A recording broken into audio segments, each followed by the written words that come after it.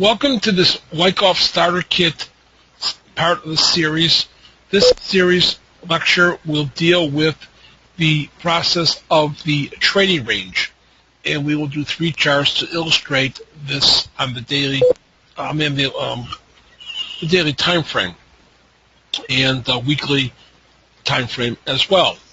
And it's very important to note that the trading range is something that is extremely critical aspect of Wyckoff because it directly relates to the Wyckoff principle of cause and effect. The longer the sideways of a market is, the longer the potential move can be. And we will show that in illustrations today. So it would be akin to a car that has a quarter tank of gas versus a car that has a full tank of gas. Obviously, the full tank of gas will give more,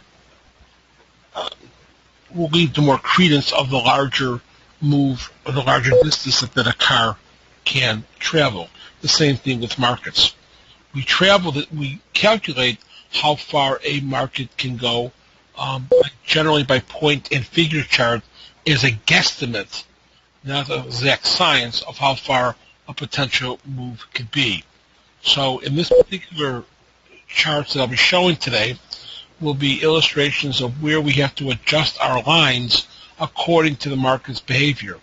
And that's something that is extremely important when you look at markets, is that lines are drawn, but as the markets go through these particular lines, they get redrawn. So they're living and breathing markets. They're not always so static. So we need to adjust our lines according to what the market story in the background tells us. If not, we lose control of the story because the lines that we once drew no longer become valid. And if we take them as being valid, that may be furthest from the truth. So we cannot put ourselves in a situation where, since a line is drawn, that we keep that as the gospel and truth. So let's begin with our trading range, and let's begin first, before we get into this, with our disclaimer. There's substantial risk of loss of trading futures, commodities, and options. Past forms are indicative of future results.